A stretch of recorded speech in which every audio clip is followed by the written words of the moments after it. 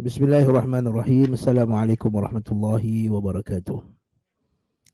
Innal hamdalillah nahmaduhu wa nasta'inuhu wa nastahdihi wa nastaghfiruh wa na'udzu billahi min shururi anfusina wa min sayyiati a'malina man yahdihillahu fala mudilla lahu wa man yudlil fala hadiya lahu wa ashhadu an la ilaha illallah wahdahu la syarika lahu wa ashhadu anna Muhammadan 'abduhu wa rasuluh.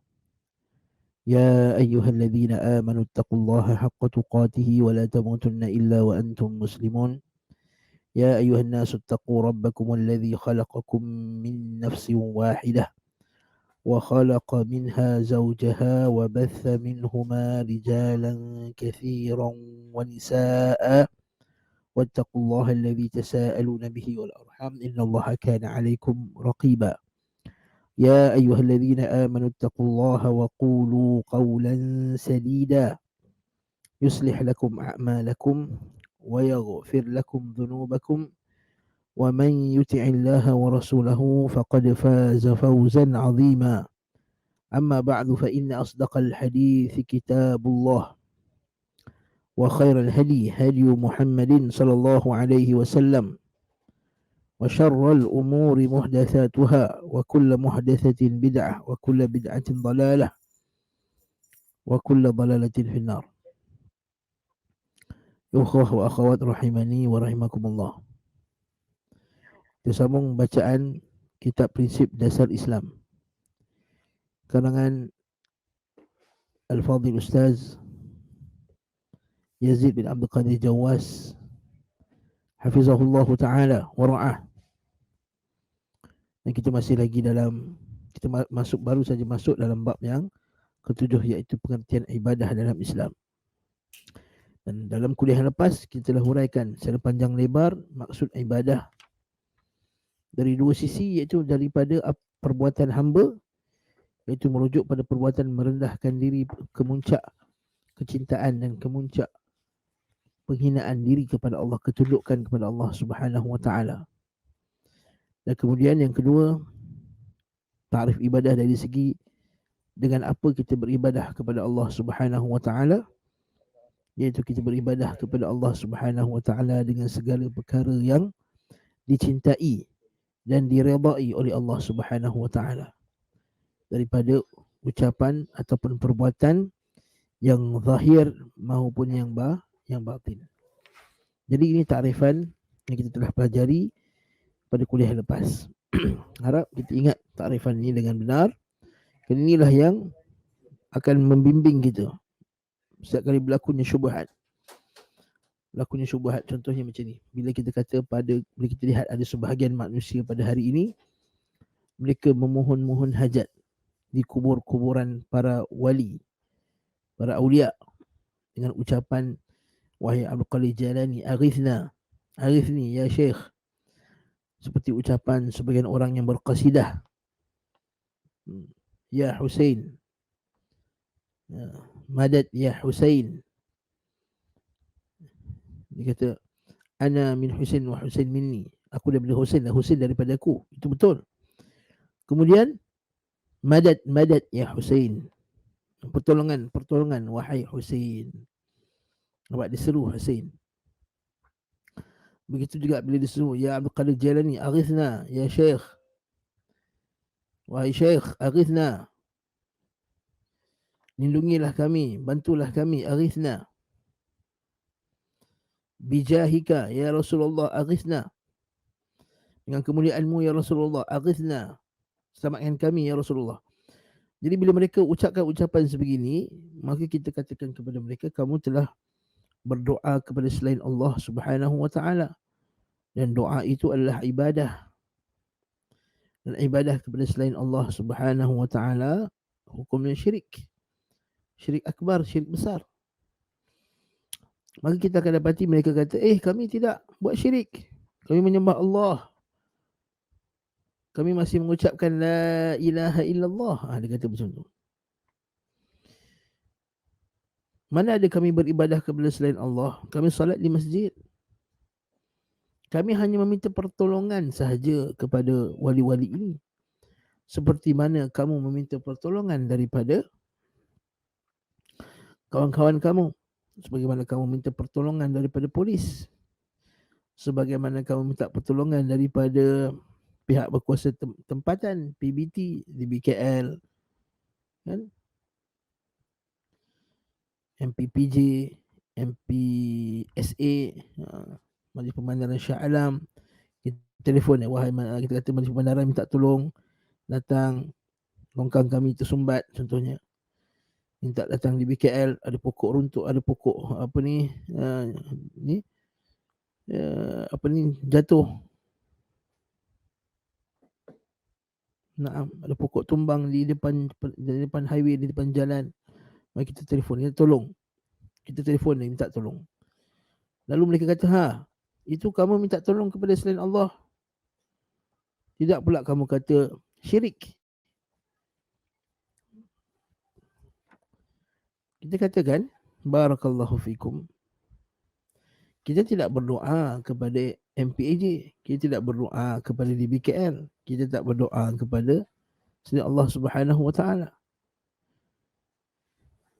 Satu. Yang kedua, apa maksud doa? Doa itu permintaan orang yang lebih rendah kepada orangnya, kepada zat yang lebih tinggi, yang lebih berkuasa. Kita berdoa kepada Allah Ta'ala, kita makhluk, berdoa kepada Khalik, mohon kepada Al-Khalik, itu doa. Itu yang kedua. Yang ketiga, kita tidak ada unsur penghinaan diri, kecintaan serta ketundukan kepada DBKL dan seumpama dengannya. Yang keempat, kita memohon kepada, kita minta pertolongan, mohon bantuan seumpama kepada pihak berkuasa pada perkara-perkara yang diharuskan oleh syarak untuk kita memintanya. Iaitu kita meminta kepada makhluk yang hidup. Nombor satu. Yang kedua, kita meminta kepada makhluk yang mampu melakukan perbuatan tersebut menurut hukum yang Allah Ta'ala telah tetapkan di alam ini. Yang ketiga, orang itu hadir ataupun mendengar atau mengetahui permintaan kita. Yang keempat, dia hanyalah sebab. Dia bukan pencipta perbuatan tadi. Kita kata dia hanyalah sebab. Sebab. Jadi bila cukup 4 syarat ni, boleh tambah yang kelima, tidak ada pergantungan hati yang penuh kepada makhluk itu tadi, maka itu ialah permintaan yang harus dibenarkan dalam syarak.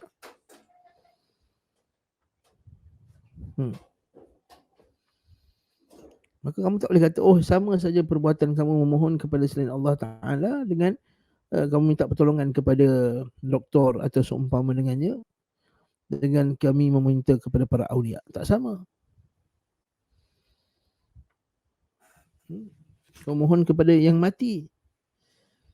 Dan Allah Ta'ala sebut orang yang mati ni tidak mampu buat apa-apa. Sebab itulah bila Allah Subhanahu Wa Ta'ala menyebut bahawa dia itu qayyum, yang menguruskan alam ini, Allah Ta'ala menafikan pada dirinya mengantuk dan tidur.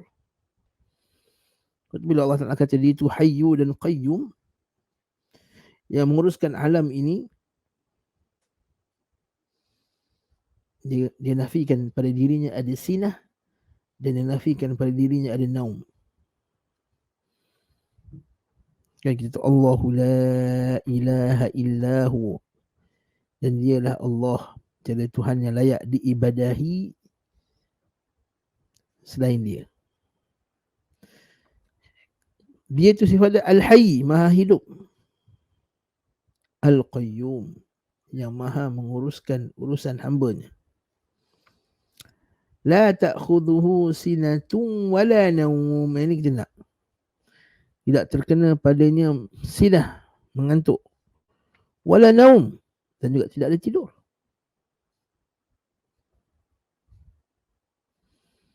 Jadi Al-Qayyum, kalau dia tidur, dia bukan Al-Qayyum. Kalau dia mengantuk, dia bukan Al-Qayyum.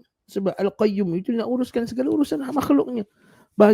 Bayangkan semua permintaan makhluknya, berbilion-bilion jenis spesies, bukan jumlah spesies.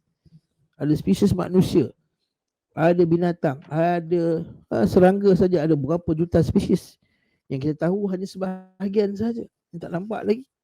Makhluk lautan ada jutaan spesies. Daunan ada jutaan spesies. Burung ada ribuan spesies. Okey. Burungnya, manusianya dan berbagai. Itu jenis spesies pun dah berjuta. Belum lagi bilangannya pula. Berapa bilangan semut di alam ini. Dan setiap makhluk ini memohon kepada Allah Ta'ala tak? Memohon kepada Allah. وَمَا مِنْ دَابَّةٍ فِي الْأَرْضِ إِلَّا عَلَى اللَّهِ رِزْقُهَا. Tidak ada satu pun makhluk yang melata di muka bumi ini. Tak ada satu pun. Semut yang kecil. Dharrah. Kecil.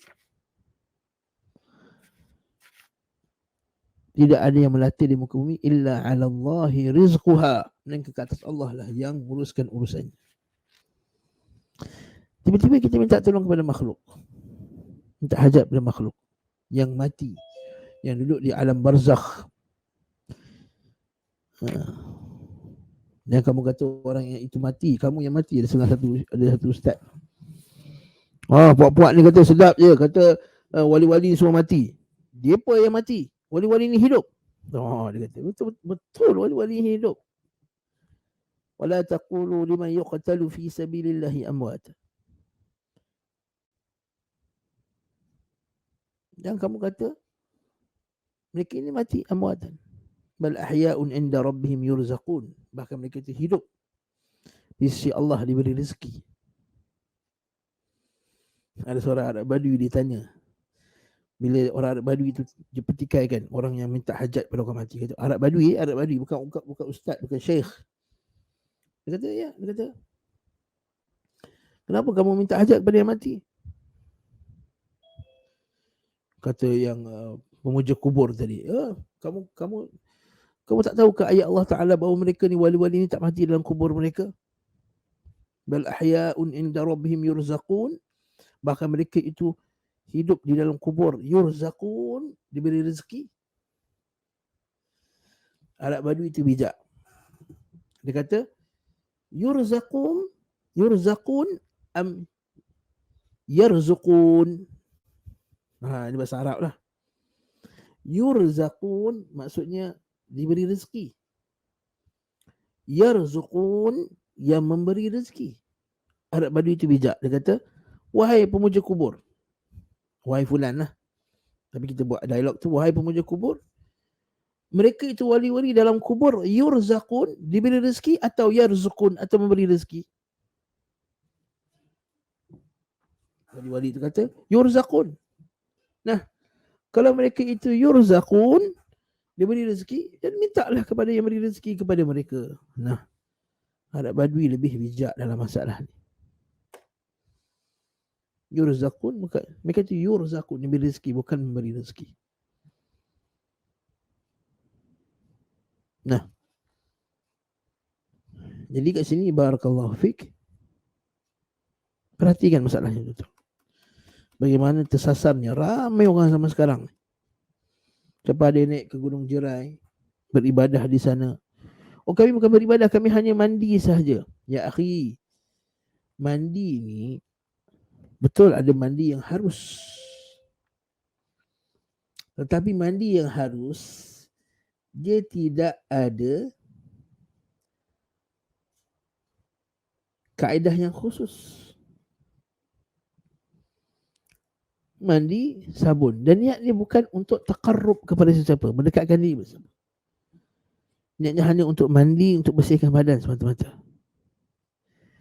Tetapi kamu pergi naik ke gunung, satu. Yang kedua, mau melakukan upacara tertentu, kaedah mandi dia, cara mandi dia, apa semua, dengan niat yang tertentu, dengan niat nak taqarrub. Bukankah kamu nak mendekatkan diri kepada wali? Maksudnya kalau kamu melakukan perbuatan sedemikian, kamu lebih dekat dengan wali.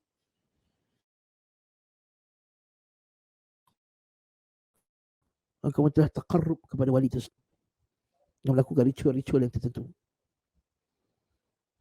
Maka itulah itu maksudnya ibadah.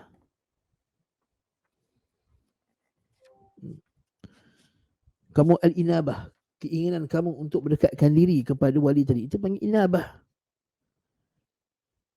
Kamu nak mengharapkan sesuatu daripada wali tersebut, kedekatan di sisi Allah Ta'ala contohnya. Maksudnya kalau kamu pergi ke kubur wali tadi, wali itu akan mendekatkan diri kamu kepada Allah. Kamu rasa doa kamu lebih didengari oleh Allah. Kamu rasa lebih dekat dengan Allah Subhanahu Wa Ta'ala. Maka itulah dia ar-raghbah. Kamu berharap kepada wali tadi itu untuk mendekatkan diri kamu pada Allah Subhanahu Wa Ta'ala. Pergantungan hati kamu pada wali tersebut untuk dekatkan diri kamu kepada Allah. Itu syirik, tuan-tuan. Itu syirik.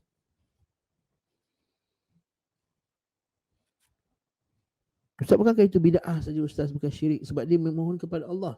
Ya, dia memohon kepada Allah, tetapi kita lihat kebergantungan, raghbah dia tu, hati dia tu kepada wali tadi tu ke atau kepada Allah Ta'ala?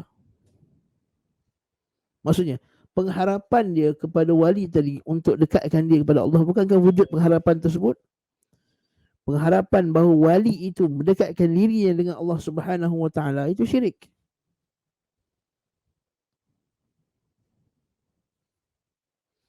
Itu panggil raghbah. Syirik raghbah.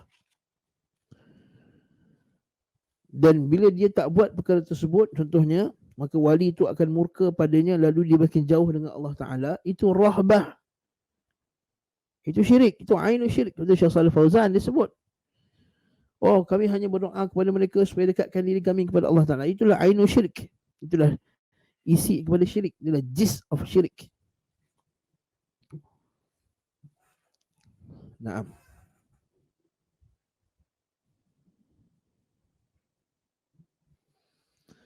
Barakallahu fikum.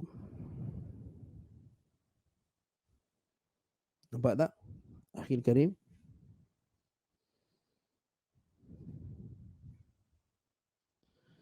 Bagaimana syaitan telah menipu manusia dalam bab ni. Dia katakan, oh tak hanya kami minta bantuan. Kami hanya meminta bantuan. Tengah sebaliknya. Lepas sudah pergi sana pula. Berdiri kat atas gunung tadi. Dengan menganggap bahawa berdiri kat gunung tadi sebab kepada mendapat kasih Allah Subhanahu Wa Ta'ala. Nampak tak? Beriktikad bahawa, ini masalah barakah pula. Masalah berkat. Okay? Kata gunung Jerai itu ada berkat. Ni tanya balik, tuan-tuan. Barakah tu daripada siapa? Al-barakatu min Allah. Hadis Nabi SAW. Nabi sebut, al-barakatu min Allah. Barakah itu daripada Allah Subhanahu Wa Ta'ala. Mana hadis ni? Kita cari ya. Al-barakatu min Allah. Sekejap ya. Saya tunjuk kat tuan.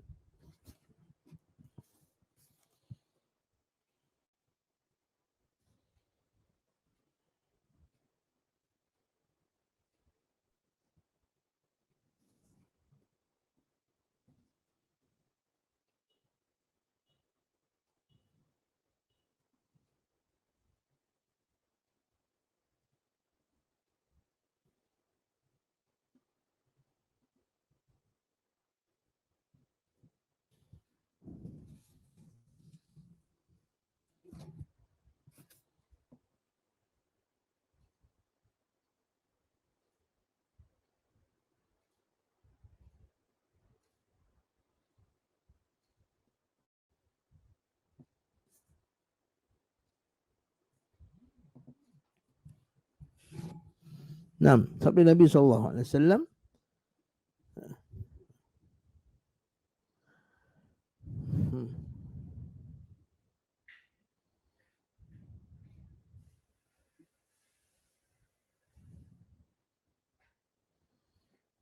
Al-barakatu min Allah. Saya cuba cek lafaz dia.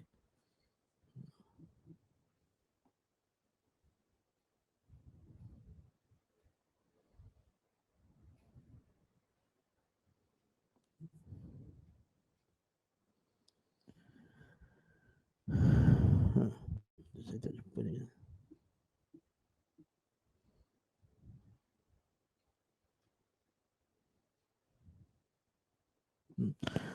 Diriwayatkan Bukhari dalam sahihnya dari Mas'ud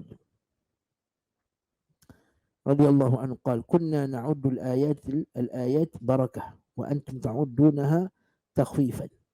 كنا مع رسول الله صلى الله عليه وسلم في سفر فقل الماء فقال اطلبوا فضله من ماء اطلبوا فضله من ماء فجاءوا بإناء فيه ماء قليل فأدخل يده في الإناء ثم قال حي على الطهور المبارك حي على الطهور المبارك البركة من الله البركة من الله ولقد رأيت الماء ينبع من بين أصابع رسول الله صلى الله عليه وسلم ولقد كنا نسمع تسبيح الطعام وهو يؤكل. Saya cek dia punya terjemahan, dia bagi nak tunjuk kat tuan-tuan hadis ni, bagi puas hati. Sekejap ya. Sebab kadang-kadang orang ni dia main cakap je, ini berkat, ini berkat, ini berkat, ini berkat, tanpa ada sandaran daripada hadis Nabi SAW. Ini saya punya software hadis ni, hadis software.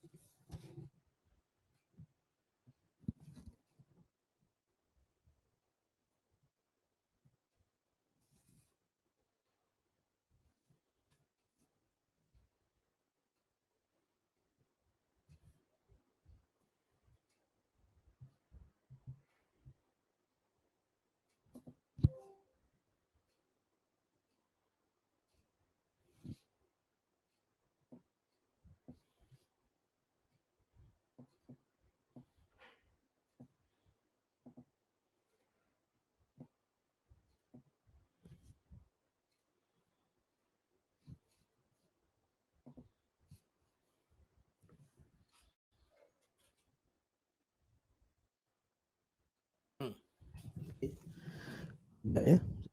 Ini mudah.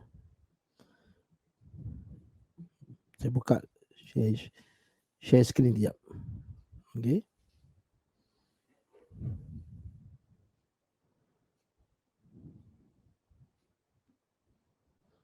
Saya share entire screen tuan-tuan .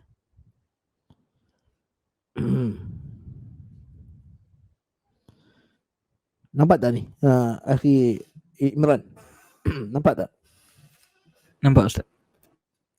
Nampak hadis tu? Hadis soft tu. Nampak tak? Yang Sahih Bukhari Ustaz. Ya, Sahih Bukhari tu. Sahih. Bagus. Okey. Tuan-tuan tengok hadis ni betul lah. Perhatikan betul-betul. Okey. Disebutkan. Ini hadis Sahih Bukhari. 3314. Okey. Telah menceritakan kepada haddatsani Muhammad bin Al-Muthanna qala Imam Bukhari rahimahullah qala haddatsani Muhammad bin Al-Muthanna qala haddatsana Abu Ahmad Az-Zubair qala haddatsana Israil an Mansur an Ibrahim an Alqamah an Abdullah bin Mas'ud radhiyallahu anhu qala telah menceritakan kami Muhammad bin Al-Muthanna telah menceritakan kepada kami Abu Ahmad Az-Zubairi telah kepada kami Israil bin Ishaq bin Abi Ishaq As-Sabi'i. Betul tak?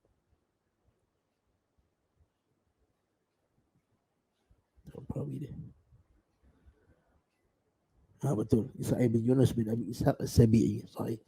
Bin Mansur bin Mu'tamir. Betul. Bin Ibrahim An-Nakhai. Bin Alqamah bin Qais. Tabi'in. Okay.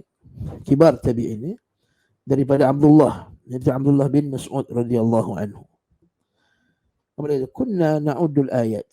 Kami dahulu menganggap tanda-tanda luar biasa mukjizat sebagai barakah. Wa antum ta'uddunaha takhwifan. Kamu pula menganggapnya sebagai satu yang menakutkan. Kunna ma'a Rasulillah sallallahu alaihi wasallam fi safar. Kami pernah bersama dengan Rasulullah sallallahu alaihi wasallam dalam suatu safar perjalanan. Faqallal ma, maka air menjadi sikit. Dia kata air menipis. Faqala, maka Nabi kata utlubu fadlatan min ma. Carilah air yang mana-mana yang air ada, carilah. Kena kita kumpulkan. Maka mereka pun datang. Faja'u bi'ina'in. Mereka datang dengan satu bekas fihi ma'un qalil. Padanya ada air yang sedikit. fihi ma'un qalil. Fa'adkhala yadahu fil ina', maka Nabi masukkan tangannya dalam bekas air tadi. Thumma qal, kemudian Nabi kata, hayya ala tahur al-mubarak. Marilah kita ambil air alat bersuci, bukan bersuci dengan perkataan, iaitu air suci. At-tahur dengan at-tuhur lain ni, terjemahan ni kurang tepat ni. Jadi hayya ala tahur al-mubarak, marilah kamu kepada air suci yang mubarak, yang diberkati. Wal barakatu min Allah. Ayat ni yang kita nak ni. Al barakatu min Allah. Nampak ni tuan-tuan? Al barakatu min Allah. Al barakatu min Allah. Al barakatu min Allah. Banyak kali saya sebut ni. Nabi kata keberkatan itu hanya datang daripada Allah Subhanahu wa ta'ala. Falaqad ra'aitul ma', maka aku melihat air yanbu'u min baini asabi'.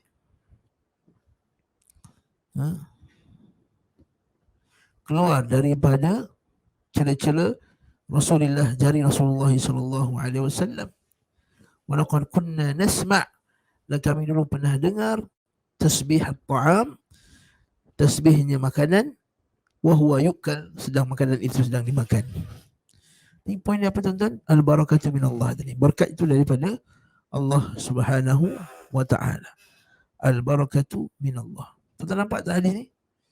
Imran nampak tak hadis ni, Imran? Nampak Ustaz.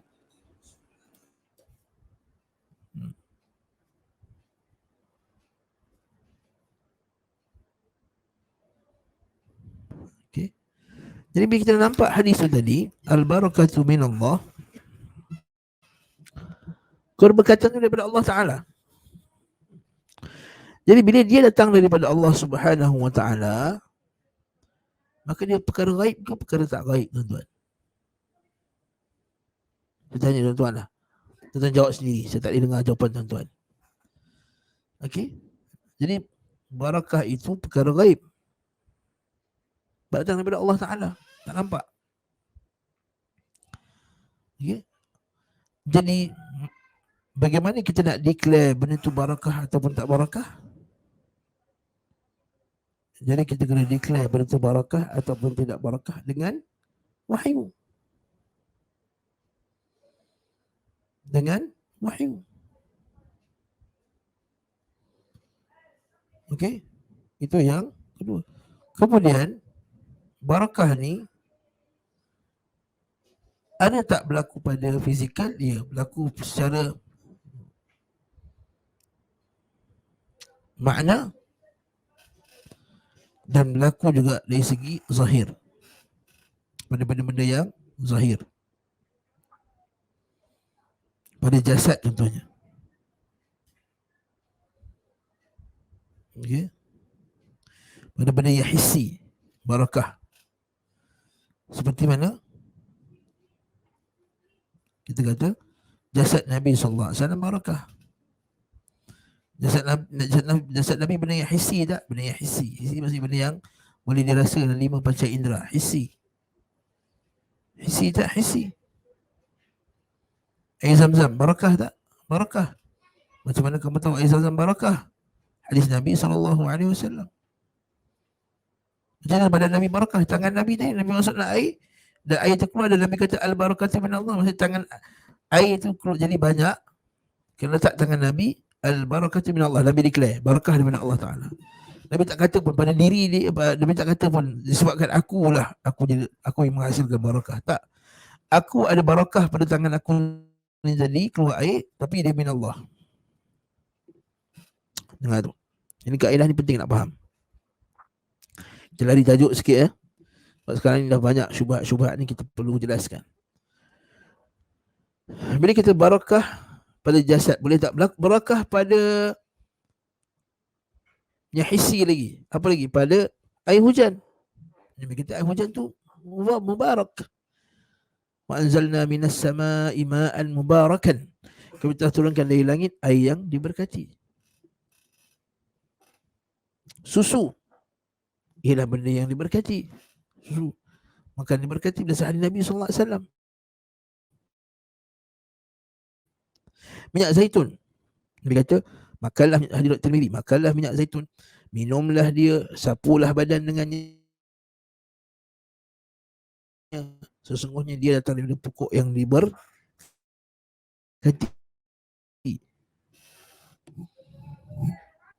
Air Zam-Zam, ma'an mubarak. Nah, jadi ini semua ialah benda yang diberkati. Kenapa diberkati? Datang pada nas, dalil daripada Quran dan hadis Nabi SAW bahawa benda itu ialah benda yang diberkati oleh Allah Ta'ala. Ada juga yang diberkati secara maknawi, maknanya. Contohnya Al-Quran.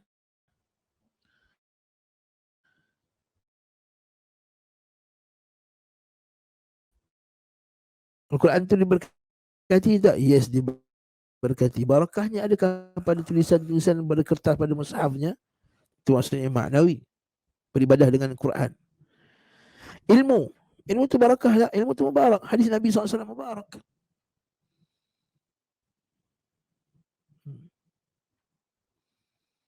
Jadi keberkatan ilmu, kita biasa dengar keberkatan ilmu. Yes, keberkatnya ilmu itu. Maksudnya kamu dapat betul-betul ilmu tadi. Kamu amalkannya, kamu boleh faham. Kamu boleh ingat ilmu tu. Itu barakah, berkatan ilmu, berkatan ilmu. Berkatan ilmu ada tak? Yes, maknawi. Ada dalil tak? Ada dalil. Nah. Jadi barakallahu fikum. Jadi barakah ini daripada Allah. Jadi kita tak boleh declare ini barakah, itu barakah, ini itu barakah, ini barakah, melainkan dengan hadis Nabi SAW. Atau ayat Quran ataupun hadis Nabi SAW. Itu poin yang kedua. Bila poin yang ketiga dari masalah barakah, cara ambil barakah juga mesti dengan nas, sebab dia perkara gaib. Macam mana kamu nak ambil barakah? Maka kamu kena tengok macam mana Nabi SAW ambil barakah. Kalau jasadnya Nabi SAW, para sahabat ambil barakah macam mana? Ambil air liur Nabi, buat ubat, ambil peluh Nabi, buat ubat sapu pada badan. Barakahnya Makkah dan Madinah. Benar dalam Makkah diberkati tak barakah? Tak barakah. Tapi adakah Makkah dengan Madinah barakah tu kita ambil pasir dia, kita sapu kat muka, kita sapu-sapu debu-debu kat dinding Kaabah tu? Bukan. Barakahnya Makkah dan Madinah ni barakah beribadah di situ. Tinggal di situ. Okay. Menghadiri majlis ilmu di situ. Beramal di situ. Yalah, mana taknya beramal di situ kan banyak ganjarannya. Masuk barakah itu banyak. Ini kebaikan dan berterusan. Dan berterusan tak kebaikan duduk kat Mekah? Ya. 40 hari duduk Mekah, mana ada orang bertambah-tambah jadi maksiat lagi? Ada tak? Mana ada kita duduk Mekah 40 hari, orang pergi haji, balik jadi baik, berubah. Jadi niat diikhlas kerana Allah Subhanahu Wa Taala. Nampak tak? Barakah. Macam mana barakah? Macam tu juga. Macam mana barakah itu daripada Allah, tak boleh declare barakah itu melainkan dengan nas.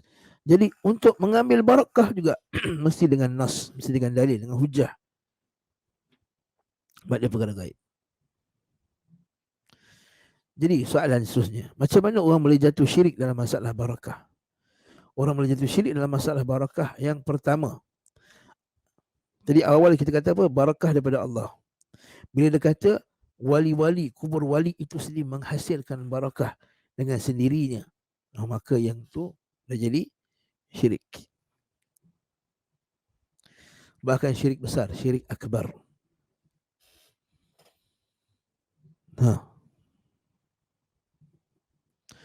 Yang kedua, katakanlah bukan. Mana mungkinlah kubur itu menghasilkan barakah. Barakah itu daripada Allah. Dan kubur wali ni ada barakah. Yang ni bila kamu kata perkara itu barakah, sedangkan tidak ada dalil daripada Quran dengan sunnah mengatakan dia barakah, maka dia adalah syirik. Tapi syirik kecil. Jadi syirik besar.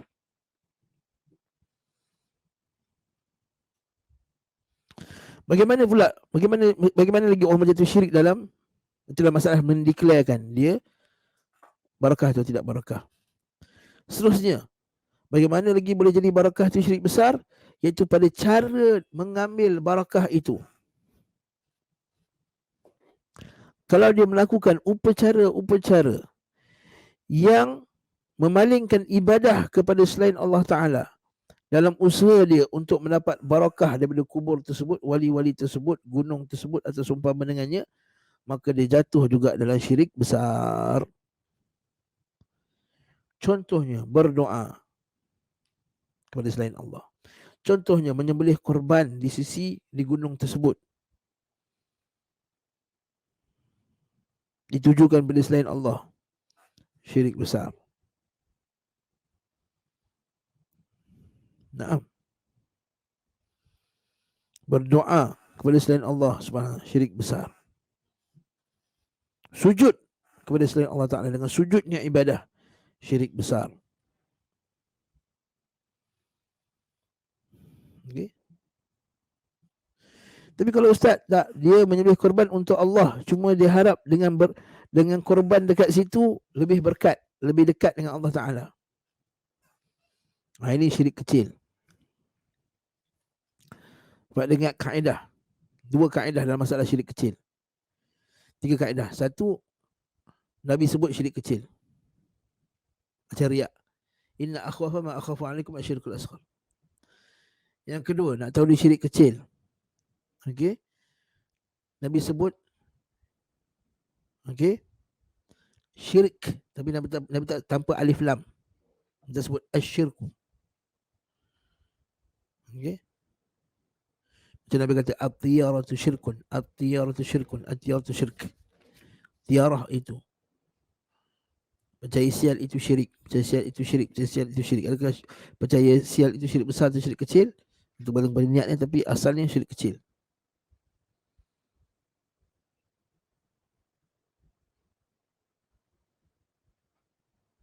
Bagi teman ta'allaqa tamimatan faqad asyrak.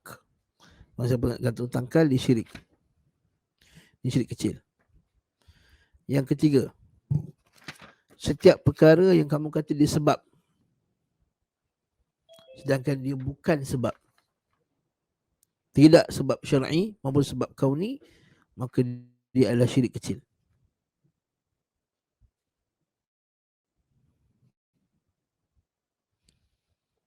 Okay. Orang kata, oh ini sebab tangkal, ini sebab. Kalau kita pergi gunung, ini sebab kita mendapat keberkatan daripada Allah Ta'ala. Dan tak dalam Quran, tak dalam hadis, naik gunung jerai dapat keberkatan daripada Allah, maka itu sebab, sedangkan dia bukan sebab. Itu syirik kecil. Yang keempat, setiap perkara yang menjadi jalan kepada syirik besar, maka dia syirik kecil. Tadilah, memanglah buat bid'ah kata dia berdoa kepada Allah Ta'ala dekat sisi gunung jerai. Bid'ah. Tapi dia jalan tak kepada orang melakukan syirik dengan menganggap bahawa wali-wali itu yang menyampaikan hajat mereka kepada Allah Ta'ala? Ya, maka kita kata perbuatan itu syirik kecil. Bid'ah dan syirik kecil. Nah, berkumpul pada yang 2 kesalahan. Kesalahan bid'ah 1, yang kedua kesalahan syirik kecil 1. Wallahu ta'ala alam bisawab. Diperhatikan masalah ni betul-betul, tuan-tuan. Jadi mengambil barakah itu ibadah, maka perlu diambil dengan kaedah yang telah diletakkan oleh syarak, seumpama dengan. Jadi berlakunya syirik besar tadi, i'tiqad bahawa kubur itu menghasilkan sendiri. Yang kedua ialah pada caranya, itu dengan cara memohon-mohon, cara-cara yang syirik besar, maka jatuhlah dalam bab mengambil berkat tadi, syirik besar. Jadi kita hukum yang orang pergi gunung jerai itu berdasarkan sesuai dengan apa yang dia lakukan. Yang hukum semua kufur dan syirik besar, tak. Bid'ah itu confirm, semua itu bid'ah. Tak ada Al-Quran dan hadis Nabi SAW pergi ke gunung-gunung tertentu untuk mengharapkan ganjaran daripada Allah. Tidak gunung jerai, tidak gunung lain-lain, tidaklah gunung apa, Mount Sinai. Sinai kat Mesir tu kan. Bila Abu Hurairah radhiyallahu anhu dengar ada orang naik ke gunung tu, dia kata, kalau lah aku tahu kau naik ke gunung ni, aku dah lama dah halang kau. Kerana aku telah mendengar Rasulullah sallallahu alaihi wasallam bersabda dalam hadis yang sahih, La tushaddur rihal illa ila thalathati masajid. Jangan kamu bersusah payah, berpenat-penat, apa dia, menghadapi berat bersungguh-sungguh dalam untuk musafir, dalam rangka untuk beribadah. Musafir dalam rangka ibadah, musafir dalam rangka ibadah. Dengar ni wahai orang yang pergi Gunung Jerai ni, dalam rangka beribadah. Melainkan ketiga masjid saja, iaitu Masjidil Haram, Masjid Nabawi dan Masjidil Aqsa. Hatta ke Gua Hira sekalipun, kalau kita pergi ke sana untuk tujuan ibadah, kita dilarang untuk melakukan perbuatan tersebut. Dan rangka ibadah, kita dilarang untuk melakukan perbuatan tersebut. Hatta Gua Hira sekalipun. Kita pergi Gua Hira bukan untuk beribadah atau Gua Hira tadi. Kita pergi Gua Hira sebab nak pergi tengok pemandangan. Nak pergi Gua Hira, kita nak rasa macam mana Nabi tu naik Gua Hira tu, gunung Gua Hira tu. Setengah orang kata, Ustaz, awak Ustaz pergi package pergi Mekah, pergi Gua Hira tu tak bid'ah ke? Kita pergi bukan tujuan kita lisiyahah, untuk semata-mata melancong. Lepas tu kita naik, kita buat apa, pergi naik atas tu, kita minum air, makan aiskrim dah. Nah, turun bawah balik dah, cukup. Lisiyahah, macam kita pergi gunung-gunung yang lain, bukan untuk beribadah. Dan tidak ada kelebihan keberkatan pun di gunung tersebut. Kalau nak declare gunung itu barakah, kena ada dalil. Hatta Jabal Nur tersebut. Kalau tidak, kamu telah at-taqawul ala Allah, kamu telah berkata bagi pihak Allah Ta'ala benda yang Allah Ta'ala tak kata. Sedangkan Allah Ta'ala larang. Wa man azlamu mimman iftara 'ala Allahil kadhib. Barang siapa yang paling teruk sekali daripada orang yang membuat kedustaan bagi atas nama Allah Subhanahu wa Ta'ala.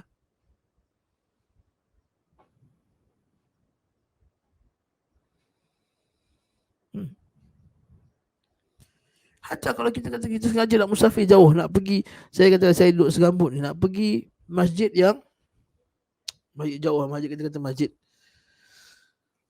Terapung lah, ke Terengganu sana tu, Kuala Terengganu tu.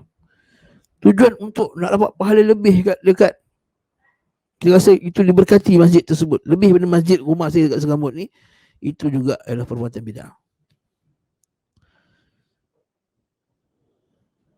Tapi katakanlah kita pergi sebab kat sana ada ilmu yang tak ada kat tempat masjid kita. Kita pun pergi. Sebab kat sana ada daurah Syekh Fulan.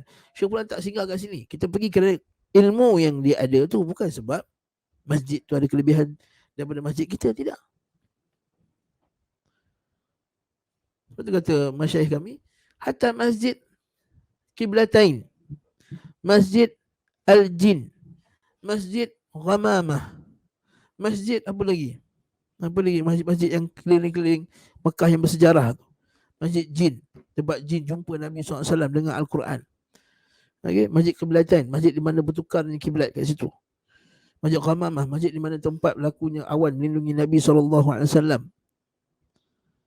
Masjid Abu Bakar As-Siddiq, Masjid Umar Al-Khattab, masjid ni orang di Khandak tu kan, masjid-masjid sahabat-sahabat yang berkemah duduk semayang tu. Tidak ada kelebihan dalam tu bandingkan masjid-masjid, hatta masjid rumah kita sekalipun, kampung kita sekalipun. Tak boleh kita declare ada keberkatan lebih melainkan dengan nas, dengan dalil.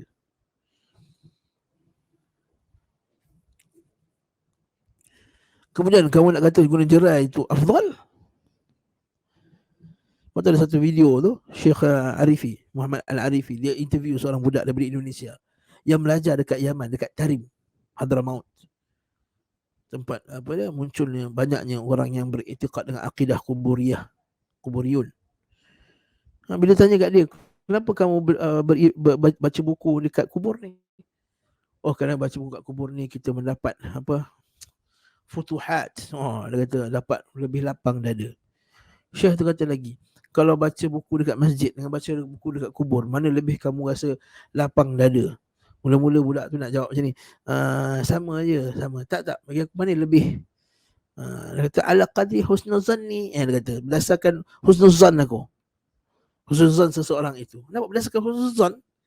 Adakah kita kata tempat ni lagi afdal daripada tempat yang ni, tempat ni lebih barakah dari tempat ini berdasarkan husnuzan? Kalau macam itu sedaplah berdasarkan husnuzan. Kalau saya rasa husnuzan, zan tempat saya duduk sekarang ni lebih afdal daripada masjid. Tak boleh kata macam tu. Berdasarkan dia kata, akhirnya dia kata, oh berdasarkan husnuzan aku, kubur ini lebih afdal untuk baca buku daripada masjid. Innalillahi wa inna ilaihi raji'un. Lalu Syekh tanya, siapa yang mengajar kamu perkara tersebut? Yang mengajarkan aku ni, guru-guru aku di sini, di Tarim Yaman tu, dan juga di Indonesia, kata. Allahul musta'an. Ini bentuk tuan-tuan Allah. Macam mana orang memalingkan ibadah yang kita perlu tahu betul. Memalingkan ibadah kepada selain Allah Subhanahu wa ta'ala. Keterpautan hatinya bukan hanya pada Allah Ta'ala. Hati yang tidak lagi terpaut pada Allah, hati yang terpaut kepada wali-wali itu dalam mendekatkan dirinya pada Allah Subhanahu wa ta'ala. Nah. Kita sambung tuan-tuan dan puan-puan sekalian, surat 115. Pilar-pilar ubudiyah yang benar. Maksudnya tiang-tiang ubudiyah. Tiang-tiang seri peribadatan kepada Allah. Penghambaan kepada Allah Subhanahu wa ta'ala ni tuan-tuan, dia ada penghambaan yang umum. Dia ada penghambaan yang khusus. Dan dia ada penghambaan yang lebih khusus daripada khusus tadi. Akhasul khusus.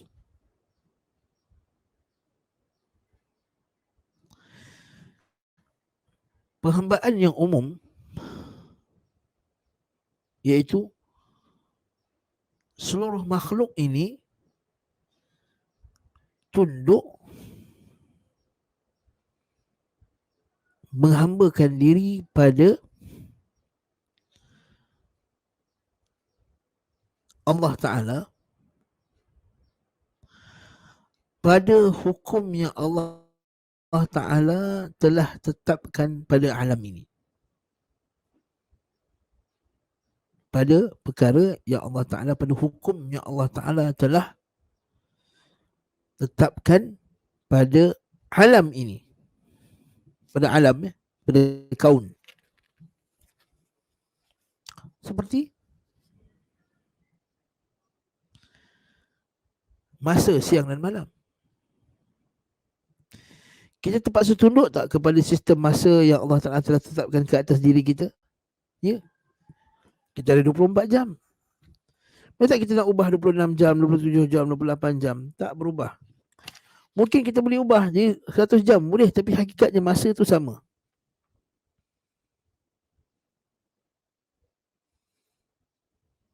Betul tak?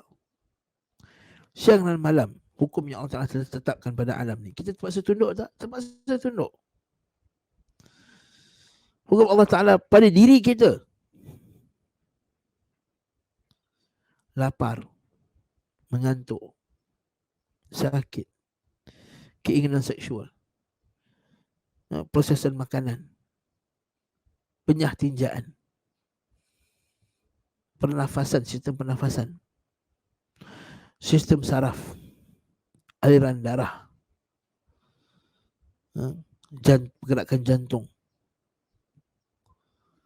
penglihatan, pendengaran, percakapan, sistem pertahanan badan, dan seumpama dengannya. Kita terletak tak di bawah hukum Allah Ta'ala? Ya, hukum Allah Ta'ala. Malam kita mengantuk, tidur. Maka bukankah itu bentuk penghambaan? Yes. Tapi itu penghambaan yang umum, yang kita terpaksa tunduk padanya, bukan dengan volunteer. Bukan kerana keinginan kita terpaksa, sebab hukum Allah Ta'ala telah tetapkan. Lapar kena makan. Cuma kita boleh pilih makan apa yang kita nak makan. Cuma kena makan, tak kena makan, tak mati.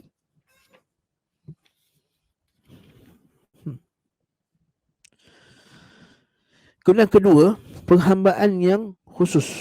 Yang ni ibadah yang Allah telah perintahkan kepada kita, lalu kita memberi ibadah. Yang ni tunduk kepada hukum Allah yang syar'i. Tadi tunduk kepada hukum Allah Ta'ala yang kauni. Yang ni tunduk kepada hukum Allah Ta'ala yang syar'i.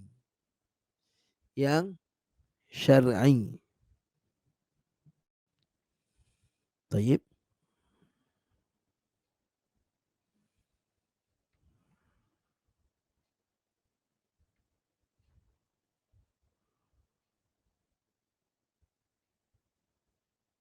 Nah, yang ni lah volunteer.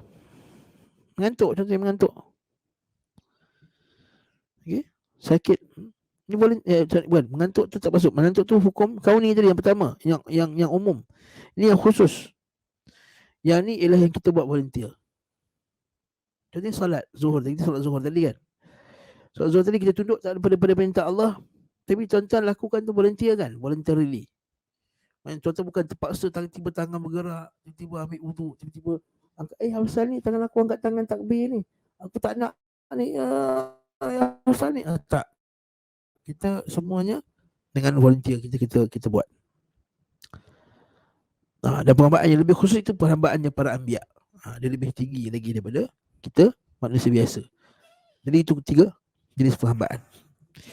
Jadi bila kita sebut pilar-pilar ubudiyah, tiang-tiang peribadatan pada Allah Ta'ala, yang khusus itu ada 3, iaitu al-hub, cinta, khauf, takut, dan raja, harapan. Ini macam seperti yang kita sebutkan semalam lah. Okey.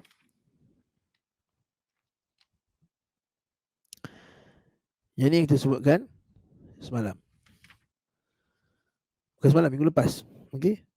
Bila kita beribadah kepada Allah, kita kena zahirkan al-hub, cinta.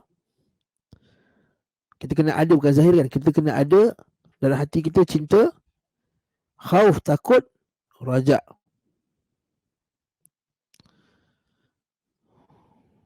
Maksudnya bila kita solat, kita bagi contoh lah, senang. Bila kita solat, okey, solat itu ibadah tak? Dari segi maknanya yang kedua, iaitu apakah yang kita beribadah dengannya, solat ibadah tak? Sebab apa? Sebab solat itu perintah Allah Subhanahu Wa Taala. Okey, dah selesai. Solat itu ibadah. Okey, kita nak lakukan ibadah. Tapi masa kita nak buat ibadah tu, solat tu, apa yang kita kena hadirkan dalam diri kita supaya dia menjadi ibadah yang diterima oleh Allah Subhanahu Wa Taala. Jadi betul-betul dimaksudkan dengan maksud ibadah, bukan semata-mata ritual zahir semata-mata. Mesti ada cinta, takut dan harap. Cinta kepada Allah dan cinta kepada amalan yang Allah Ta'ala perintahkan tadi. Dua-dua sekali. Dan cinta kepada hasil yang Allah Ta'ala nak bagi kepada kita, ganjarannya. Jadi kita ibadah ni, kita cinta. Cinta apa? Cinta Allah. Yang kedua, cinta apa yang Allah Ta'ala suruh. Mencintakan perbuatan tersebut. Kita buat dengan penuh seronok. Bukan dalam keadaan kita terpaksa menyampahnya lah solat ni. Kita solat ni bagus. Kita solat ni akan baiki jiwa aku, solat ni akan tenangkan jiwa aku, solat ni akan masuk aku dalam syurga, solat ni menyebabkan Allah Ta'ala redha kat aku, solat ni menyebabkan badan aku sihat, solat ni menyebabkan aku ni hilang semua segala stres. Jadi aku cinta solat.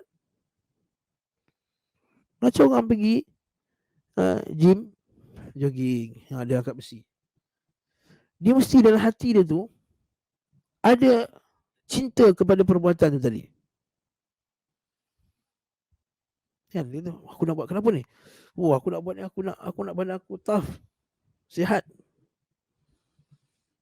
Aku tak nak nampak badan aku gemuk ni, tak handsome. Jadi aku cintakan, nakkan nampak kacak, nakkan badan sihat, nakkan jauh daripada penyakit.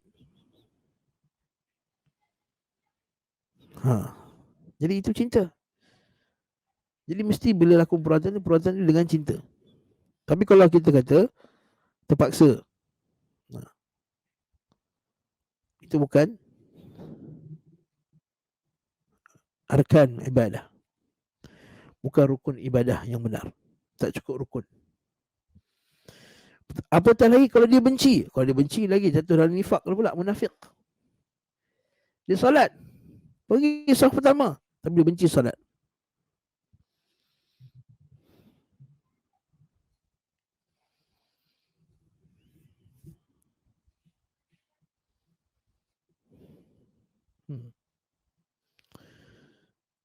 Betul Allah Ta'ala sebut surah At-Tawbah, wala yunfiquna illa wahum karihun. Apa yang menyebabkan Allah Ta'ala terima ibadah kamu? Iaitu bila kamu solat dengan malas. Qamu kusala wala yunfiquna, bila kamu infakkan, tidaklah kamu infakkannya illa wahum karihun, melainkan mereka tu benci solat tersebut. Tolak. Jadi hub. Yang kedua khauf, takut. Kita kena takut Allah Ta'ala, cinta dan takut. Takut Allah, pertama takut pada Allah, kerana Allah tu zat yang maha agung, maha hebat. Seperti mana takut ni kita kalau tiba-tiba kita kata yang di-Pertuan Agong nak datang rumah kita. Katakanlah kita ni, nanti pula aku datang nak cek madrasah saya ni. Wih, mengelabah ni. Oh, macam nak buat ni? Takut. Bersihkan longkang, apa semua. Bukan kata Agong, katakanlah Kementerian Kesihatan nak datang nak cek betul tak kita punya ni menepati standard yang telah ditetapkan. Kita pun risau ni, takut tak lepas ni. Takut tak lepas kita punya kebersihan ni. Ataupun di WKL ke, takut tak lepas kita punya bangunan ni nanti. Tak sah nanti kena tutup madrasah kita ni, contohnya. Kita risau tak? Takut tak? Takut. Kalau dengan di WKL, dengan agung manusia yang makhluk, yang lemah macam kita juga, kita rasa takut. Ini Allah yang maha agung, Azizul Qahar. Wa ma qadarullah haqqa qadrihi wal ardu jami'an qabdatuhu yawmal qiyamah. Apakah mereka tidak mengagungkan Allah dengan pengagungan yang sebenarnya, sedangkan Allah Ta'ala itu nanti akan menggulung dunia itu dengan tangan kanannya pada hari kiamat.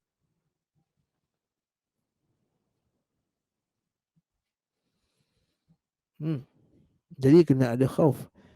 Satu khauf pada Allah, yang kedua khauf pada takut pada azab Allah. Khauf min adabillah. Sebab tu dalam Quran kadang-kadang kita kata wattaqullah. Kita kata wattaqu adaban. Takutlah azab. Wattaqu yawman. Takutilah hari yang di mana kamu semua akan dikembalikan kepada Allah Subhanahu wa taala. Takutlah hari yang la tajzi nafsun an nafsin syai'an. Tak ada orang boleh tebus orang lain. Wala yuqbalu minha syafa'ah. Tak diterima padanya syafaat. Wala yu'khadhu minha adlun. Tak boleh terima padanya apa-apa saja tebusan. Wala hum yunsarun. Dan mereka juga tidak akan dibantu. Wala hum yunzarun. Dan mereka tidak diberi tangguh. Jadi banyak ayat macam ni, takut azab Allah. Takut apa? Kenapa takut? Takut tak diterima amalan tadi. Takut kita ni ada banyak kekurangan dalam cara kita melakukan amal tadi. Takut kita lakukan amal tadi main-main, tak sungguh-sungguh. Jadi itu takut yang kedua. Itu khauf, mana ada. Dan yang kita kena ada pengharapan. Berharap agar Allah Ta'ala terima amalan kita. Jadi takut, cinta, tapi pertama bersama juga pada harap Allah Ta'ala akan terima amalan kita. Bila ada tiga-tiga ni, kita lakukan ibadah, maka dia jadi ibadah yang cukup rukunnya. Kata Syekh, rasa cinta harus disertai dengan rasa rendah diri. Cinta ni, cinta disertai dengan. Kalau saya tambah satu lagi, iaitu apa dia? Iaitu ketundukan yang sempurna pada Allah Ta'ala. Penghinaan yang sempurna, ketundukan, az-zul.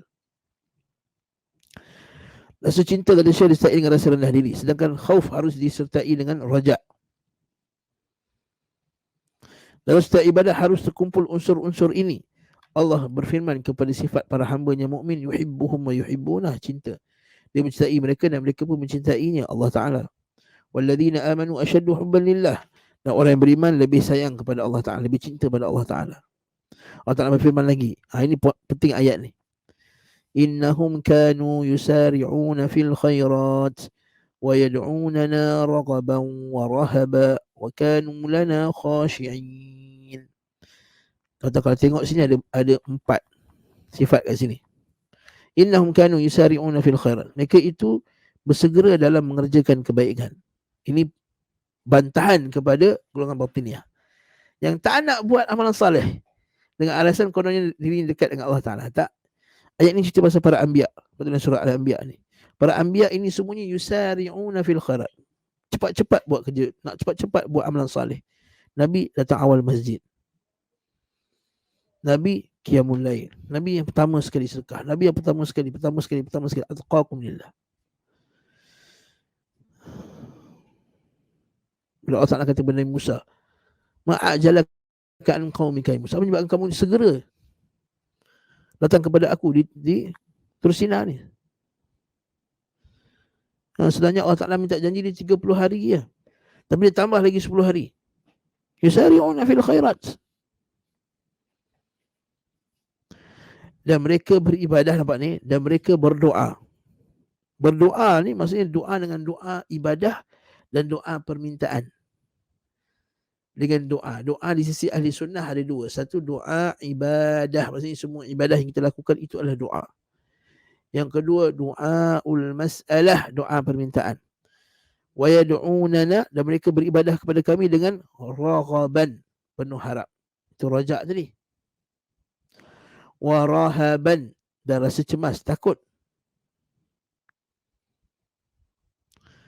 Wa kanu lana khashi'in, dan mereka tu khusyuk, tunduk. Khusyuk sini ialah tunduk kepada kami. Khusyuk maksudnya ialah tunduk kepada Allah Ta'ala.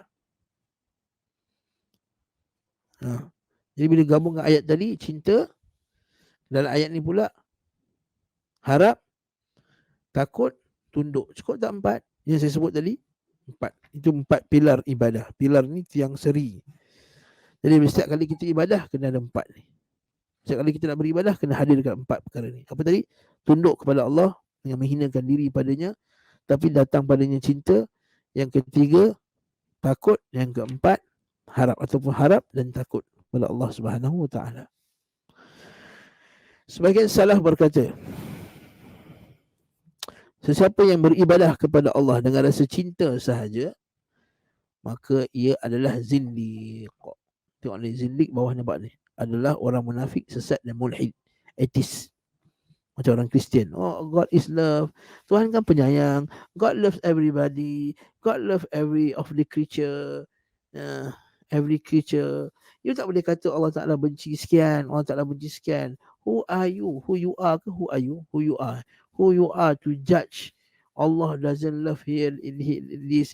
Allah Ta'ala love that. Oh, you nak play God ke ha? Ini geng-geng ni. You want to play God? Kata Allah Ta'ala sayang itu, tak sayang yang ini. Oh, macam you tahu je apa dalam Tuhan. Kita, Allah Ta'ala bagi tahu dalam Quran dengan hadis. Ada benda yang Allah Ta'ala sayang, ada benda Allah Ta'ala benci.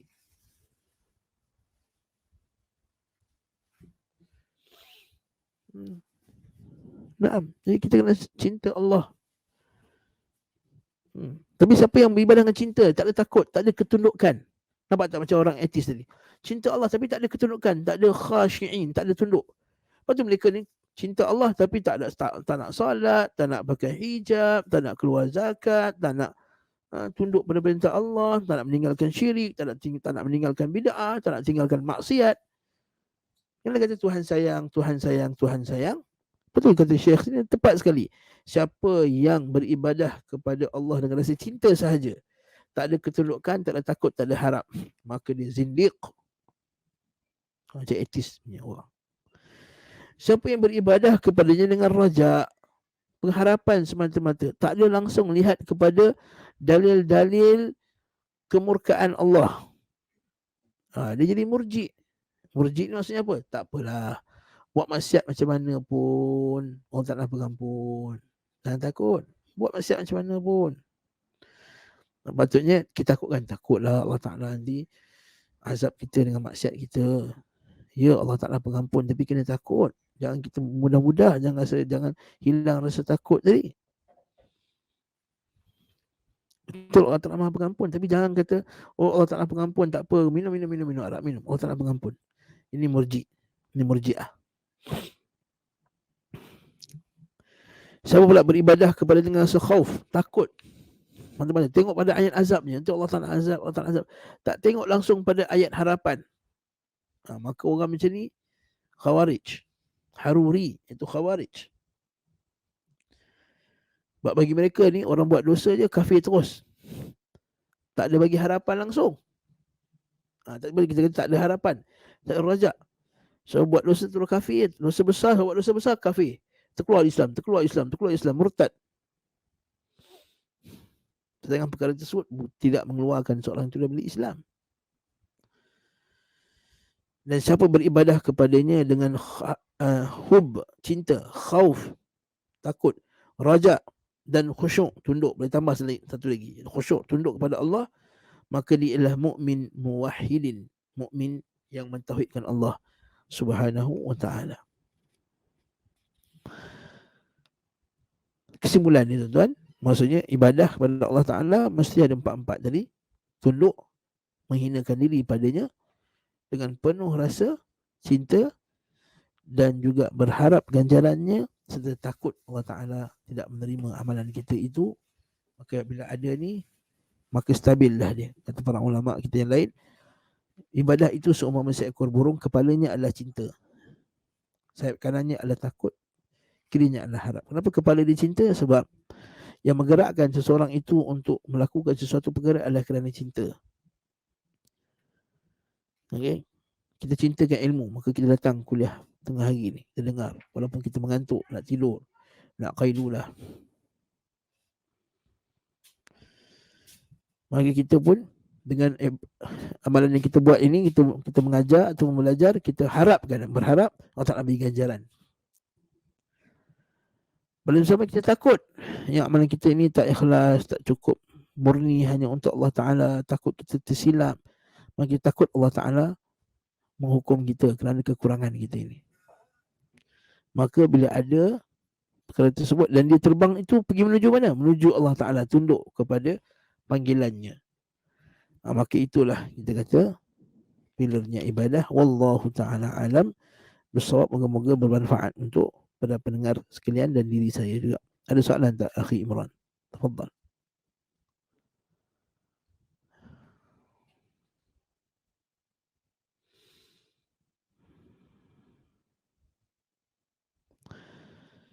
Waalaikumsalam warahmatullahi. Bagaimana saya nak memastikan saya beribadah mengikut tuntunan Rasulullah sallallahu alaihi wasallam, iaitu beribadah dengan ilmu yang sahih. Beribadah dengan ilmu yang sahih. Ilmu yakin. Ala basirah. Naam. Macam mana ilmu yang sahih? Ilmu Quran dan sunnah Nabi SAW ala fahmi salaf, di atas kefahaman salaf, dengan kaedah-kaedah yang benar, kaedah-kaedah mengeluarkan hukum dengan benar. Ustaz, tengok syarat tu macam berat Ustaz. Tengok Quran, sunnah dan mazhab salaf berdasarkan kaedah yang benar. Saya Quran pun tak hafal, sunnah pun tak ada, tak khatam. Okey. Kefahaman salaf apatah lagi saya tak tahu apa pun, tak ada buku pun. Okey. Naam, apa nak buat? Dengan kaedah-kaedah yang betul, kaedah-kaedah mengeluarkan hukum yang betul. Maka tak lain tak bukan kita kena ikutlah ulama. Kita kena belajar dengan orang alim yang kita yakin bahawa dia itu mengajak orang kepada ilmu yang sahih.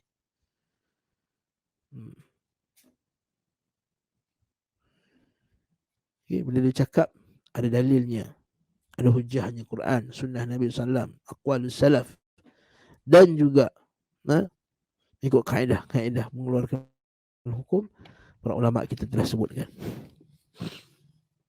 Jadi kita macam ni Ustaz, kita ikut guru-guru kita yang alim. Carilah guru kita yang alim. Kita ada, kalau kita faham bahasa Arab, lagilah luas Sangat luas guru-guru yang kita boleh belajar dengannya. Dari segi fiqahnya, dari segi akidahnya.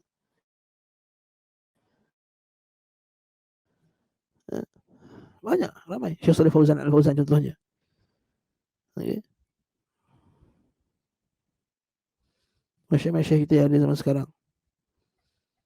Kalau tak tahu bahasa Arab, hanya tahu bahasa Melayu, maka kita pergilah jumpa guru-guru yang telah recommended oleh ahli ilmu yang lain. Recommended by ahli ilmu. Macam doktor ni nak dapat sijil doktor tu dia kena recommended, dapat tazkiyah.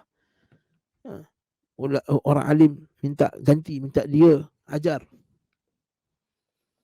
mengiktiraf keilmuannya, barulah namakan apa dia, boleh dia mengajar. Seperti Imam Malik rahimahullah, aku tidak mengajar ilmu melainkan 40 ulama telah mengiktiraf aku ini. Itu zaman Imam Malik rahimahullah dulu. Lagi macam tu kita. Diiktiraf oleh orang alim kata, ya dia ni ilmu dia bagus, ilmunya sahih. Itu pentingnya kita belajar dengan masyayikh kita belajar, lepas tu masyayikh kita akan recommend kita. I recommend si fulan untuk mengajar, contohnya. Baik. Wallahu a'lam bissawab. Soalan seterusnya. Ada.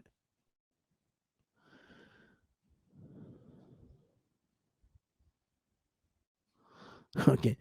Nabi ada cakap tempat yang berkat, masa yang berkat itu di mana ya Ustaz? Boleh orang awam faham tak mengganggu? Okay, bagus. Tuan-tuan cari masalah at-tabarruk fil Qur'ani wa sunnah. Cari buku ni, tabarruk mengikut Quran dan sunnah Nabi sallallahu alaihi wasallam. Okey. Saya cari ada punya ni kejap.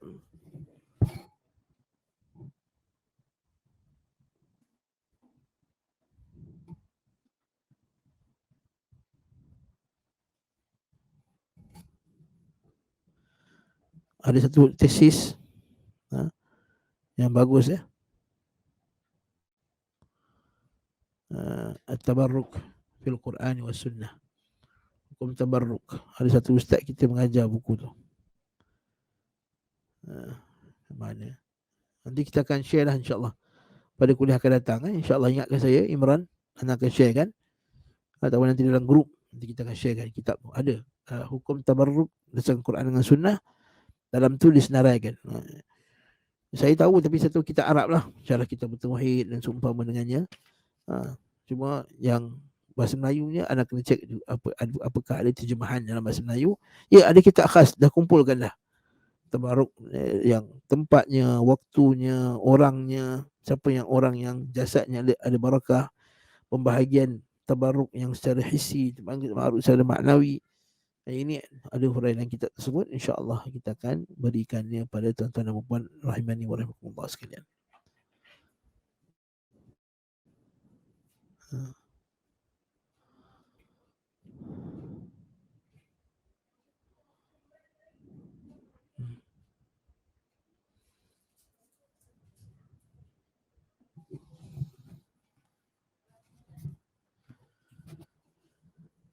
Assalamualaikum. Apakah nasihat yang terbaik untuk diberikan oleh keluarga yang masih melakukan amalan jauh daripada perbuatan sunnah sahih? Antara nasihat yang terbaik adalah nombor satu, nasihat dengan amalan kita dulu, dengan akhlak kita dan perbuatan kita dulu. Kalau akhi yang bertanya ini, kalau dulu dia orang yang jahil, maka dia belajar. Pertama dia dulu belajar. Dengan tuan belajar dengan lebih mendalam, tuan akan lebih ada ilmu dan tuan lebih bijak dalam bertindak. Cara nak nasihat tu macam mana? Okey. Kadang-kadang orang ni dia tahu betul, tapi kalau nasihat dia tak betul, dia menyebabkan ialah orang menolak nasihatnya dengan kerana sifat jahiliah dan seumpama dengannya. Naam. Jadi pertama sekali dia kena belajar dulu. Dia dulu kena belajar. Yang kedua, dia kena tunjukkan akhlak yang terbaik pada keluarga ni. Pertama sekali kita orang sunnah ni. Okay? Bila kita kata kita ni orang sunnah dan mengaji sunnah, bila kita balik rumah, kita kena orang paling sayang kita lah. Nak tahu kita ni orang sayang kita tak sayang, kita balik kampung kan, semua ahli-ahli keluarga tertunggu-tunggu, menunggu-nunggu maksudnya orang sayang kita tu. Anak-anak saudara pun nak tunggu kita balik. Okey. Kan? Rapat yang kita, sayang kita, maksudnya tunjukkan bahawa kita akhlak kita baik. Okey. Jadi dua ni akhlak yang terbaik tu kena tunjukkan. Yang ketiga, ceritakan kepada mereka akidah yang sahih dulu. Maksudnya tanam pada mereka tentang akidah yang sahih, tauhid. Yang keempat, cerita pasal kepentingan ikut Nabi Muhammad SAW. Ikut Nabi, cinta Nabi, ikut Nabi, cinta Nabi, cinta Nabi, ikut Nabi, cinta Nabi. Sampai ke satu tahap memang dia kata, betul lah kita kena ikut Nabi SAW. Lepas tu, kita kena ikut hadis sahih, ikut hadis sahih. Tanamkan pula. Ikut Nabi kena ikut hadis sahih, ikut Nabi kena ikut hadis sahih. Jangan ikut hadis palsu, Bawa pula cerita-cerita bahaya hadis palsu. Bawa pula cerita berkenaan dengan para sahabat menentang ajaran palsu ni. Lihat macam mana Umar Khattab kata, kalau kau tidak bawa saksi apa atas ucapan kamu ni, kamu kata Nabi kata sekian-sekian, kalau kamu tak bawa saksi, aku akan pukul engkau, kata Umar Khattab. Dan ucapan Abu Bakar As-Siddiq, bila seorang wanita tu dia kata sekian dan sekian, Nabi SAW bersabda sekian dan sekian, Abu Bakar As-Siddiq dia bangun, kata, apakah ada orang yang boleh bersaksi ke atas makcik ini, nenek ini, tentang apa yang dia ucapkan? Bangun, Muhammad bin Maslamah bangun.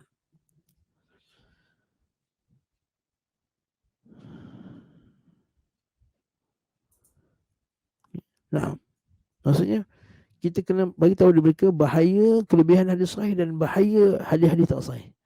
Jangan attack terus amalan tu dulu. Kadang bila kita attack amalan tu terus, orang kata, oh kau ni cikgu kau je kata sahih, kan dia salahkan kita pula. Kita cerita dulu kena pegang hadis sahih. Dan kita kena buat sunnah lah. Kita buat sunnah. Bila kita masuk kereta, kita baca Allahumma, bila kita keluar rumah, Allahumma inni a'udzubika min an adilla au udhal au azilla au uzal au adlim au udlam au ajhala au yujhal ali. Mesti kita tanya, abang macam apa tu bang? Lihat doa keluar rumah yang sahih. Oh, maksud dia bang, Allahumma inni a'udzubika an adilla au udhal. Aku minta janganlah aku sesat dan disesatkan. Kalau bila kita keluar rumah kan, kita sesat atau disesatkan orang. Disesatkan orang tempat, disesat agama atau sesat dunia tu tak? Kita pergi masuk kedai, asalnya tak nak beli produk tu. Orang tu kata perempuan pandai, dia goreng baik punya, kita pun terbeli juga barang tu. Padahal kita tak perlukan barang tu pun. Ini disesatkan juga. An adilla au udhal au azilla au uzal, daripada aku tergelincir, ataupun aku digelincirkan daripada kebenaran. Au adlim au ulam, sama ada aku zalim atau aku menzalimi orang lain, ataupun aku dizalimi. Au ajhala au yujhal alai, atau aku buat perkara jahiliah atau orang lain buat perkara jahiliah dekat aku. Kita amalkan sunnah. Betul lah, Hisnul Muslim tuan-tuan, hafal dia. Hafal betul Hisnul Muslim ni. Hafal betul, masya-Allah, doa. Nampak orang pakai baju baru, isteri kita baju baru, kita kata ilbas jadidan wa aish hamidan wa mut syahidan. Apa abang cakap tu bang? Jampi apa abang baca saya tu? Bukan, ni doa Nabi. Bila orang pakai baju baru, kita doakan dia, ilbas jadidan, kau pakai pakaian yang elok, wa aish hamidan, dan hiduplah kamu dalam keadaan yang mulia. Oh kan? Wa mut syahidan, dan semoga kamu mati syahid. Masya Allah.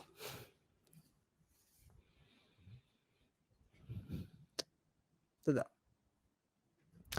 Bila kita cakap benda macam ni, kita ajarkan sunnah, nanti orang akan tertarik dengan sunnah Nabi SAW yang sahih. Kita recommend pula, ni zikir ni, Nabi amal ni, pahala dia macam bebaskan 4 orang hamba. La ilaha illallah wahdahu la syarikalah, lahul mulku wa lahul hamdu wa huwa ala kulli syai'in qadir. La ilaha illallah wahdahu la syarikalah. Pagi 100 kali, petang 100 kali. Saya baca la haula wala quwata illa billah. Satu pokok dalam syurga ada, besar pokoknya, sejauh mata memandang. Dia punya pokoknya punya besar dan rendang sejauh mata memandang, rendangnya tu. Ajarkan yang sahih. Kemudian dah orang dah terima sunnah sahih, kena ikut sahih, maka kat situlah kita Lepas tu kita masukkan, oh ini tak sahih ni, sebenarnya Nabi buat macam ni. Sebab itulah kita cara susunan tu kena mantap. Bitadarruj dengan perlahan-lahan. Apa tadi, kalau kita keluarga kita ni betul-betul jahil, contohnya. Kalau kita betul-betul jahil, memang tak tahu benda pun, maka kita masuk. Sebenarnya orang yang jahil ni, kalau kita masuk dengan pintu yang betul, dia lebih mudah nak terima sunnah daripada orang yang dah terlibat dengan syubhat-syubhat yang pelik-pelik. Yang penting sekali, ista'in billah. Doalah pada Allah Subhanahu wa taala. Doa pada Allah Taala. Minta doa sungguh-sungguh. Bangun qiyamul lail. Bangun qiyamul lail, tuan-tuan, minta doa pada qiyamul lail. Minta, ya Allah, jadilah keluarga aku sunnah. Bangun qiyamul lail. Bangun pukul 5, tak apa. 5 suku, boleh lagi qiyamul lail. 5:30, boleh lagi sebelum subuh. Janji sebelum matahari, sebelum fajar terbit, sebelum masuknya waktu subuh. Bangun, doa pada Allah Taala pada waktu tersebut. Pasti Allah Subhanahu Wa Taala akan bantu tuan-tuan, insya-Allah.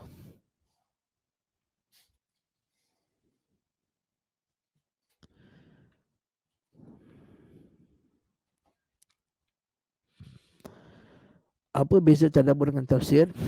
Atas makna yang saya bagi jumpa ringkas, tafsir ialah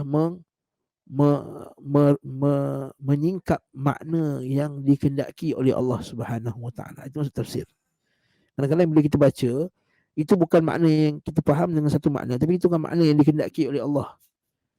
Tafsir ni ialah usaha untuk kita dapat memahami ayat Allah Ta'ala sebagaimana yang Allah Ta'ala nak kita faham. Itu tafsir. Faham tak? Tadabbur pula ialah usaha agar kita melaksanakan ayat tersebut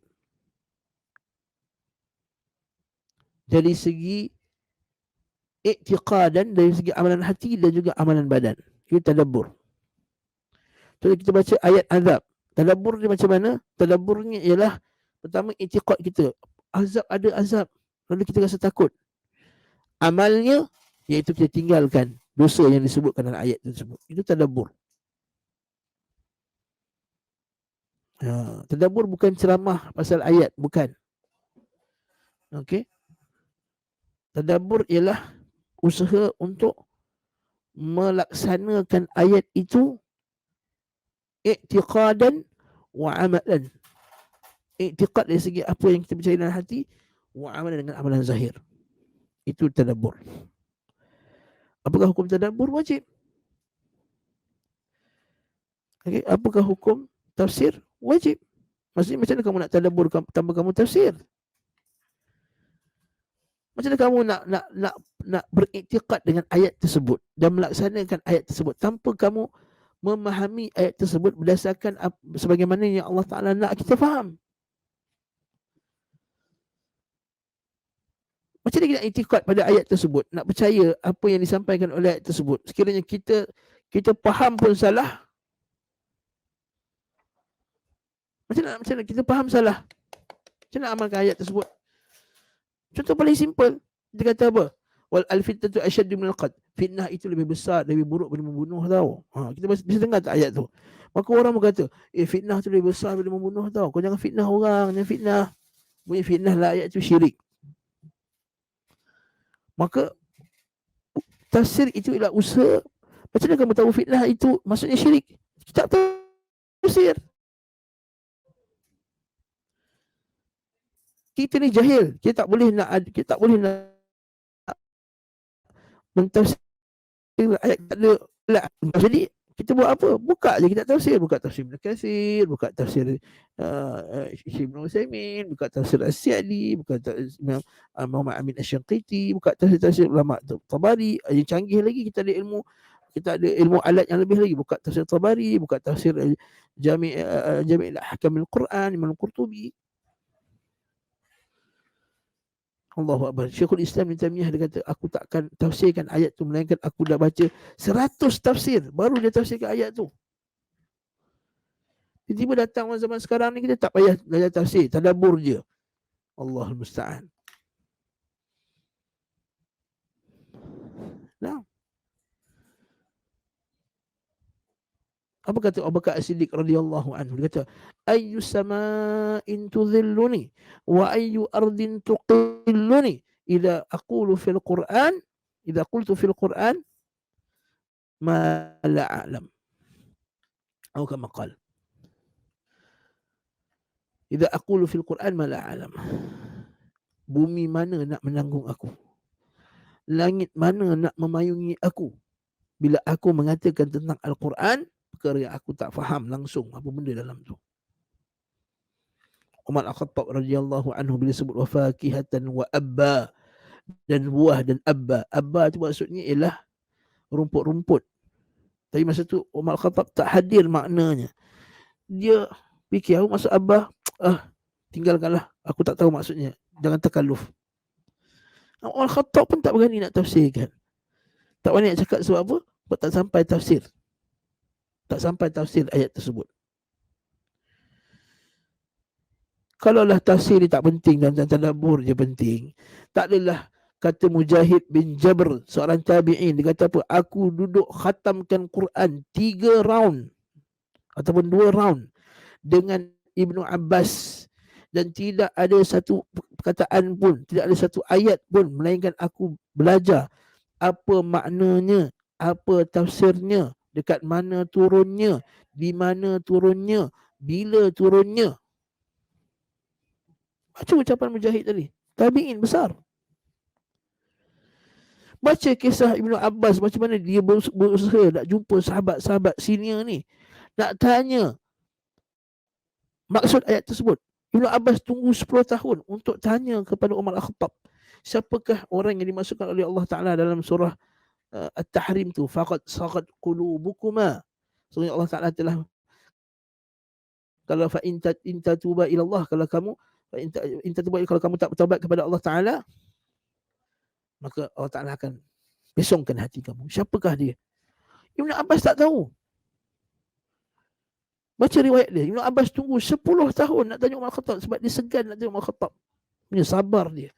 Akhirnya tanya Umar Khattab, maka kata Aisyah dan Hafsah. Tiba-tiba datang zaman ni orang yang kata, tak perlu belajar tafsir, tadabbur terus.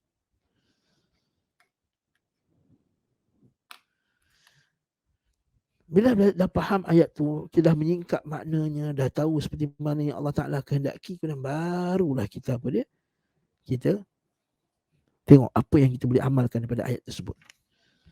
Lepas tu kata ulama salaf, kami dahulu apabila kami telah menghafal 10 ayat, kami tidak akan menambahnya, melainkan kami dah belajar maksudnya, kami faham maksudnya, dan kami telah mengamalkannya, tadabbur. Maka kami belajar Al-Quran dan belajar amal sekali. Fata'allamna Al-Quran wal amal jami'an. Wallahu ta'ala alam bissawab. Cukuplah sekadar ni saja tuan-tuan. Dah pukul 4 dah pun. Subhanakallahumma wa bihamdika asyhadu an la ilaha illa anta wa astaghfiruka wa atubu ilaik. Wassallallahu ala Muhammad wa ala alihi wa sahbihi wa sallam. Walhamdulillah rabbil alamin. Assalamualaikum warahmatullahi wabarakatuh.